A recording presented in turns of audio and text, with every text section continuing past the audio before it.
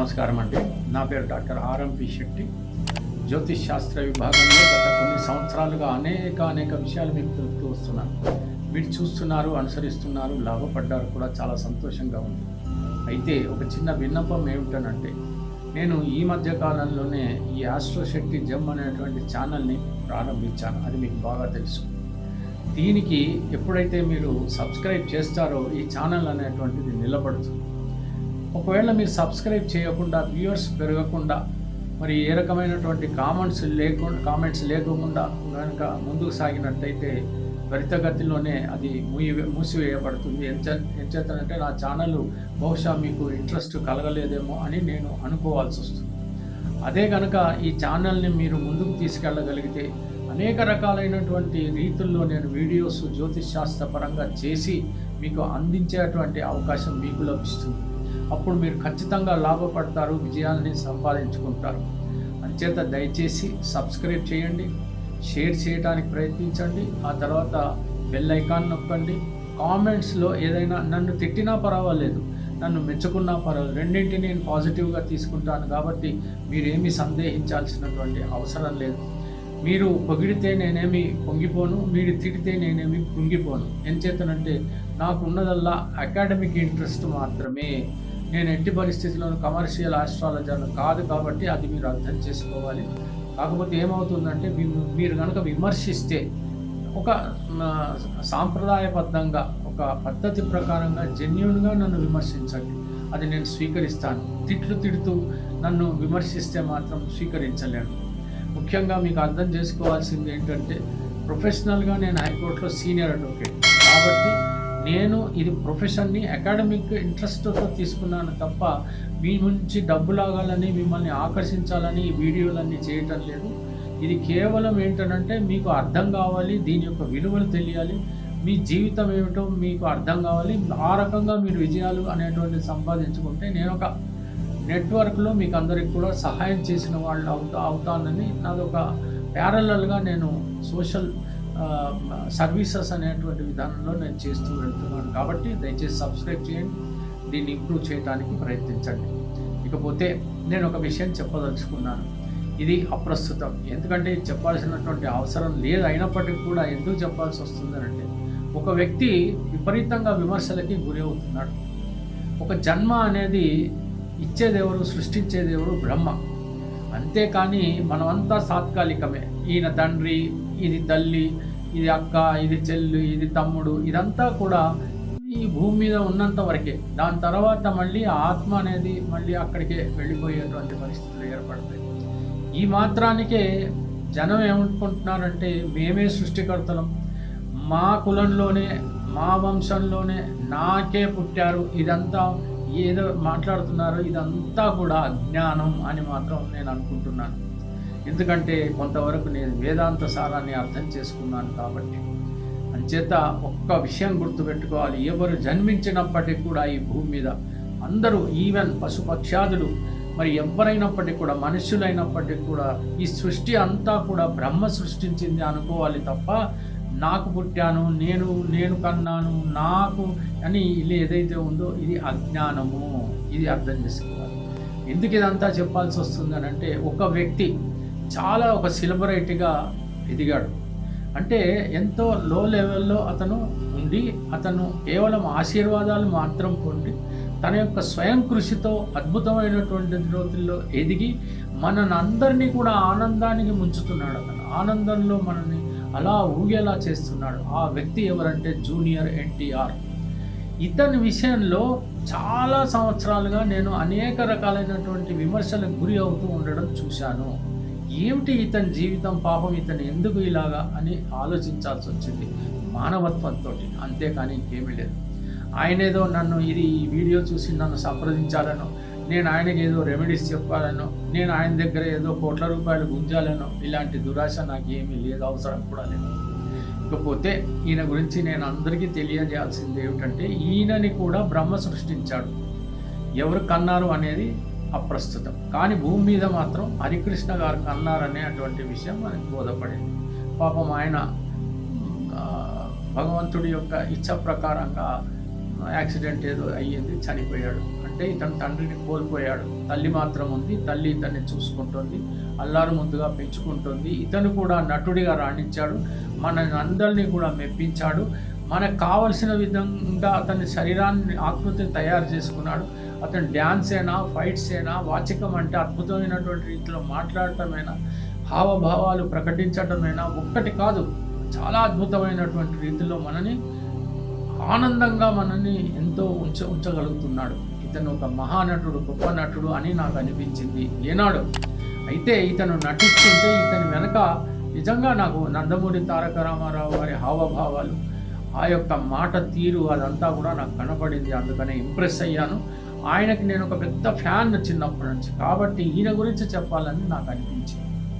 సరే, ఈయన వంశం వాళ్ళందరూ కూడా ఓకే, వాళ్ళందరూ కూడా ఆయన యొక్క ఆ మహానుభావుడి యొక్క పరంపరనే అందరూ బాగుండాలి, అందులో మనం కూడా ఉండాలి, వాళ్ళు బాగుండాలి, అందరూ బాగుండాలి. ఎవరి విషయంలో నేను ఎలాంటి విమర్శలు చేయడం లేదు.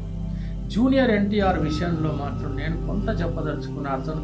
అసలు ఇతని జీవితం ఏమిటి, ఎలా ప్రవాహం, ఇతని జీవిత ప్రవాహం ఉంటుంది, ఇతను ఎలాంటి డెస్టినీస్కి చేరుకుంటాడు అనేటువంటి విషయం నేను చూస్తే మొట్టమొదట నాకు లగ్నం అనేది బోధపడింది. ఎందుకనంటే కొన్ని మూలాలు, కొన్ని సన్నివేశాలను ఇతని జీవితంలో గతంలో జరిగినవన్నీ తీసుకుని వాళ్ళు నాకు చెప్పకపోయినా ఆ లగ్నాన్ని నేను చాలా దగ్గరగా కనిపెట్టగలిగాను.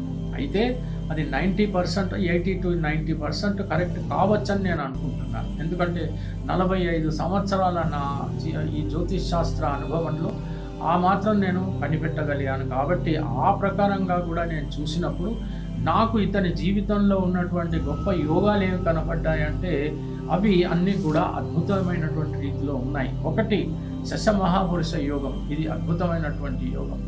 ఆ తర్వాత గజకేసరి యోగం, ఆ తర్వాత రాజ సంబంధమైనటువంటి యోగం, ఆ తర్వాత మాతృ దీర్ఘాయు యోగం, ఆ తర్వాత ఒకటి దోషం అనేది నాకు కనపడింది.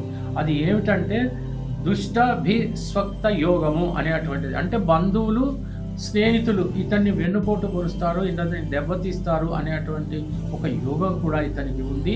ఇతనికి ఒక డేంజరస్ సిచ్యువేషన్ కూడా ఉంది. ఏమిటంటే అతని బంధువర్గంలో వారు ఎవరైనా ఇతనికి విషప్రయోగం కూడా చేయవచ్చు అనేటువంటి ఒక యోగం ఉంది జ్యోతిష్ శాస్త్రరీత్యా.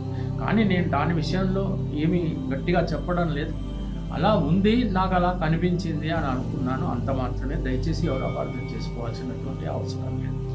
అతని యొక్క భగవంతుడు అతనికి అద్భుతమైనటువంటి జీవితాన్ని ఇచ్చి సుదీర్ఘకాలంలో మరి ఉండేటువంటి పరిస్థితుల్లో తప్పకుండా ఆయువు అతను 100 సంవత్సరాలుగా ఉంటాడు. తప్పకుండా చిరంజీవిగా అతను ఉండి మనని ఎంతో ఆనందపరుస్తాడని మాత్రం చెప్పవచ్చు. కేవలం ఇంత మాత్రమే కాదు, అతను రాజకీయ పరంగా కూడా మంచి నాయకుడు అయ్యేటువంటి అవకాశాలు సులక్షణంగా కనపడుతున్నాయి. ఖచ్చితంగా ఇతను రాజకీయ నాయకుడు కూడా అవుతాడేమో అని అనుకుంటున్నాను. ఎట్లా రాజకీయ నాయకుడు అవుతాడు అని అనిపించిందంటే, ఎన్టీ రామారావు గారు వదిలిపెట్టిన రాజరికాన్ని ఇతను మళ్ళీ కొనసాగిస్తాడు అని ఈ లెక్కలో నాకు చైన్ సిస్టమ్ కనపడింది. ఆయన అర్ధాంతరంగా తన రాజరికాన్ని, అతను ఒక రాజులాగా వెలిగినటువంటి వాడు ఒక్కసారిగా అతను కూలిపోయి ఎక్కడైతే విడిచిపెట్టాడో అక్కడి నుంచి ఇతని యొక్క జీవితం రాజకీయం వైపు మలుపు తిరుగుతుంది అనేటువంటి విషయం నాకు ఇక్కడ బోధపడింది. ఇతను హైట్లో తక్కువనే కానీ గట్టివాడు, పుట్టివాడు అయినా గట్టివాడు. అయితే నందమూరి తారక రామారావు అంటే దైవాంశ సంభూతుడు. ఇతను అలా కాదు, కానీ గొప్ప యోగాలు ఉన్నటువంటి వాడు. ఇది జెనెటిక్స్లో వచ్చిందా, లేకపోతే ఎలా వచ్చింది, ఇతనికి ఎలా సంక్రమించింది అని అంటే మనం అనేక రకాలుగా ఆలోచించాల్సి వస్తుంది. పూర్వజన్మ సుకృతం కూడా ఉంటుంది. పూర్వజన్మలో ఇతని ఆత్మ ఎన్ని పుణ్యాలు చేసుకుందో, నందమూరి తారక రామారావు గారి మనవడుగా ఇతను పుట్టాడు. పుట్టింది హరికృష్ణకే కదా, అందులో ఏమాత్రము అనుమానం లేదు. DNA ప్రకారంగా చూసుకుంటే ఆయనే తండ్రి అనేటువంటి విషయం కూడా రుజువవుతుంది సైంటిఫిక్గా. అయితే ఆ రకమైనటువంటి రాజకీయ లక్షణాలు, ఆ రకమైనటువంటి నటనా కౌశల్యాలు అవన్నీ కూడా ఇతనికి సంక్రమిస్తాయనేటువంటి విషయం మనకు అర్థమైంది. కానీ దాన్ని సానబట్టి రాతిలో నుంచి వజ్రం తీస్తే మళ్ళీ వజ్రం రాయిగా మారదనేటువంటి విషయంగా ఇతను ఒక వజ్రంగా వెలిగిపోయేటువంటి అవకాశాలు ఖచ్చితంగా ఉన్నాయి. ఆ తర్వాత ఖచ్చితంగా ఇతను రేపటి రోజున, ఇవాళ కాకపోతే రేపు, రేపు కాకపోతే ఎల్లుండి, ఏదో ఒక రోజు అద్భుతమైనటువంటి జీవితాన్ని రాజకీయ రంగంలోకి ప్రవేశించి అనుభవించబోతున్నాడు. అయితే నాకు ఇక్కడ అర్థమైంది ఏంటంటే, ఇతన్ని ముఖ్యంగా ఏమిటంటే రాజును చేయగలిగేవాడు శనైశ్చరుడు. కాబట్టి ఇతను సామాన్య ప్రజలకు ఎంతవరకు చేరువుగా ఉంటాడో, ఎన్ని దాన ధర్మాలు చేస్తూ ఉంటాడో దాన్ని బట్టి ఇతనికి మార్కులు పడుతూ ఉంటాయి. ఇతను చేసేటువంటి దాన ధర్మాలు ఒకవేళ గట్టిగా ఉన్నాయనుకోండి, అతను సంపాదించుకోవాలి. అద్భుతమైనటువంటి రీతిలో ఇతను చాలా సంపదతోనే బ్రతుకుతాడు కూడా. కానీ అందులో నుంచి ఒక 50% అయినా అట్లీస్ట్ ఇతను గవర్నమెంట్కు ట్యాక్సులు కట్టడానికి పోగా మిగిలిన దాంట్లో ఒక 50% అన్నా కనీసం అతను ప్రజల కోసం, సామాన్య ప్రజల కోసం, నేను ధనవంతులకు ఖర్చు పెట్టమని అనడం లేదు. పెద్ద పెద్ద ఫంక్షన్స్ చేసి, సెలబ్రేషన్స్ చేసి వాటికి ఖర్చు పెట్టే కంటే కూడా కర్షకులకి, కార్మికులకి, సామాన్యులకి, ఇలాంటి వాళ్ళందరికీ ఖర్చు పెట్టడం, విద్య కోసం వెచ్చించడం. పలువురు విద్యావంతులైతే ఇతనికి ఆ పుణ్యం దక్కుతుంది. ఎంతోమంది పెళ్లి కాలైనటువంటి కన్యలు ఉంటే కొంతవరకు డొనేషన్స్ చేస్తూ పోతుంటే తప్పకుండా ఇతనికి ఆ పుణ్యం అనేటువంటి మార్క్స్ పడుతూ ఉంటాయి. ఆ తర్వాత గోవును ఇతను కనుక పూజిస్తూ ఉంటే ఆ మార్క్స్ పడతాయి. నిత్యం ఇతను మరి పూజలు చేస్తూ ఉంటే, ముఖ్యంగా శుక్రుడిని, ఆ తర్వాత దత్తాత్రేయ స్వామిని కానీ, దక్షిణామూర్తిని కానీ, హనుమాన్ చాలీసా కానీ ఇలాంటి పూజలు నిర్వర్తిస్తుంటే తప్పకుండా ఇతను అద్భుతమైనటువంటిలో ఎదుగుతూ రారాజులా అతను ఒక్కసారిగా సింహాసనం అధిష్ఠించేటువంటి అవకాశాలు ఉన్నాయని చెప్పవచ్చు. నేను బాలీవుడ్లో కూడా పెద్ద పెద్ద హీరోలకు కానీ, హీరోయిన్స్ కానీ, డిస్ట్రిబ్యూటర్స్, ప్రొడ్యూసర్స్ కానీ నేను ఇదివరలో అనేక రీతిలో వాళ్ళకు చెప్పిన తర్వాత వాళ్ళు నేను చెప్పినటువంటి విధానాలు పాటించి రారాజులా వెలిగేటువంటి పరిస్థితిని మీరు గమనిస్తున్నారు. నేను చెప్పాను కూడా, పెద్ద పెద్ద సింగర్స్, టాప్ మోస్ట్ మంచి ఫేమస్ సెలబ్రిటీ సింగర్స్ కూడా నేను వాళ్ళకి ఏదైతే చెప్పానో ఇలా నడవాలి, ఇలా చెయ్యాలి, ఇలా ఉండాలి అని చెప్పిన తర్వాత వాళ్ళు తూచా తప్పకుండా పాటించారు. అద్భుతమైనటువంటిలో వెలిగిపోతున్నారు. ఇతను కూడా అలాగే ఈ ఒక్క చిన్న సూచన, ఇతను నేను యజ్ఞాలు చెయ్యి బాబు, హోమాలు చెయ్యి బాబు, లేకపోతే జపాలు చెయ్యి బాబు అని నేను చెప్పడం లేదు. కర్షకులకి, కార్మికులకి, అతి సామాన్యమైనటువంటి ప్రజలకి నువ్వు కొంచెం కనుక సేవ చేయగలిగితే నువ్వు రారాజువే. రేపటి రోజున నువ్వు వెలిగిపోతున్నావు, ఒక స్టార్ అంటే రియల్ స్టార్ అవుతావు. నటనలో స్టార్ కాదు, రియల్ ట్రూ లైఫ్లో స్టార్ అయ్యేటువంటి అవకాశాలు ఉంటాయి. ఇది ప్రజలు గమనించాలి. అంచేత ఇతని యొక్క రాశి చక్రంలో కానీ, త్రిపాకిలో కానీ, ఆ తర్వాత త్రిశాంశలో కానీ, దశమాంశలో కానీ, చతురాంశలో కానీ ఇవన్నీ నేను చూసిన తర్వాత ఎన్ని రకాలైనటువంటి రాశి చక్రాలు ఉంటాయో, ఎన్ని రకాలైనటువంటి యోగిని కానీ, లేకపోతే జైమిని కానీ, ఆత్మకారకుడు ఎవరు, అమాత్యకారకుడు ఎవరు, ఆ తర్వాత ఇతనిలో ఉన్నటువంటి ఒక్కొక్క రాశిలో ఎన్ని బిందువులు ఉన్నాయి, ఏ గ్రహానికి ఎలాంటి అవస్థ ఉంది, మరి యువావస్థ లేకపోతే వృద్ధావస్థ లేకపోతే మరి యవ్వనావస్థ ఏంటి, ఇతనికి ఉన్నటువంటి అవస్థలు ఏమిటి, బాల్యావస్థ, ఇలాంటి అవస్థలు ఉంటాయి. ఇవన్నీ కూడా ఎలాంటి మూడ్స్లో గ్రహాలు ఉన్నాయి ఇతని విషయంలో ఇవన్నీ కూడా చూశాను. ఆ తర్వాత ఏ గ్రహ దృష్టి గ్రహాలపైన పడింది, శుభదృష్టి ఏముంది, మరి అశుభ దృష్టి ఏముంది, ప్రస్తుతం నడుస్తున్నటువంటి దశ ఏమిటి, అంతర్దశ ఏమిటి, విదశ ఏమిటి, ప్రాణదశ ఏమిటి, సూక్ష్మదశ ఏమిటి, ఈ దశలు చూడడం కూడా జరిగింది. ఇవన్నీ కూడా ఏంటంటే మీకు నేను ఎందుకు విశదీకరించలేనంటే అవసరం లేదు. ఎందుకంటే టెక్నికాలిటీస్ మీకు అవసరం లేదు, ఫలితాలు మాత్రమే కావాలి. ఒక బోర్డు పెట్టి దానిపైన రాశి చక్రం గీసి ఇది ఇక్కడ ఏదో మీరు విద్యార్థులైనట్టు, మీరు జ్యోతిష్యం నేర్చుకున్నట్టు అంతా నాటకాలు చేయడం నాకు ఇష్టం ఉండదు. అలాంటి అవసరం నాకు లేదు. తర్వాత ఏదో శాలువాలు కప్పుకొని అంతా నగ్నంగా చూపించుకుని నేను ఏదో సన్యాసిని అయినట్టు మెడలో పెద్ద పెద్ద రుద్రాక్షమాలను, నెత్తి మీద బొట్టు, ఆ తర్వాత ఓ పద్యము, ఓ శ్లోకము పాడి ఇదంతా డ్రామా చేయాల్సినటువంటి అవసరం లేదు. ఎందుకంటే విజ్ఞానం ప్రధానం. ఎంత తెలుసు, విషయం ఉండాలి కానీ వేషం కాదు. విషయం ముఖ్యం, వేషం కాదు. కాబట్టి నేను ఇవన్నీ కూడా చెప్పటం అనేటువంటి జరిగింది. ఫలితం మాత్రం అద్భుతం. అంచేత ఈ యొక్క ఎన్టీఆర్ అనేటువంటి ఇతను చాలా జాగ్రత్త పడాలి.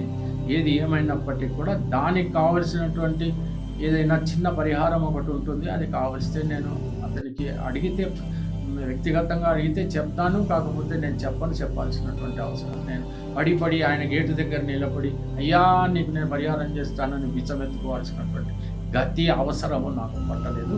ప్రజలు నన్ను అపార్థం చేసుకోకండి. తెలిసింది కదా, ఇతను రేపటి రాబోయేటువంటి ఒక రారాజు, ఒక చక్రవర్తిలా వెలిగిపోతాడు. ఎక్కడ వెలిగిపోతాడు? ఆంధ్రప్రదేశ్లోనా, తెలంగాణలోనా, మరెక్కడన్నా, ఇదంతా అనవసరం. ఇతను వెలుగుతాడా లేదా అనేది అవసరం. అలా వెలుగుతాడు. అతను ఒక గొప్ప లివింగ్ లైఫ్లో, రియల్ లైఫ్లో అతను స్టార్ అవుతాడు, హీరో అవుతాడు అనే విషయం నేను ఘంటాపదంగా చెప్తున్నాను. సెలవు. జ్యోతిష్య మహర్షి డాక్టర్ ఆర్ఎంపి శెట్టి గారు ప్రపంచ ప్రఖ్యాతి పొందిన వేద విజ్ఞాన జ్యోతిష్య రత్నశాస్త్రవేత్త. 40 సంవత్సరాల అనుభవంతో వీరు చెప్పిన సంఘటనలు రుజువై విస్తుపోయేలా చేశాయి. Indian institute of oriental heritage Calcutta, America astrologers federation USA వీరిని గౌరవ డాక్టరేట్ తో సత్కరించాయి. దేశ విదేశాలలో పలు రంగాలలోని ప్రముఖులు వీరి సలహాలు పొంది ఉన్నారు. వివరాలకు 9014378474, 9618600074.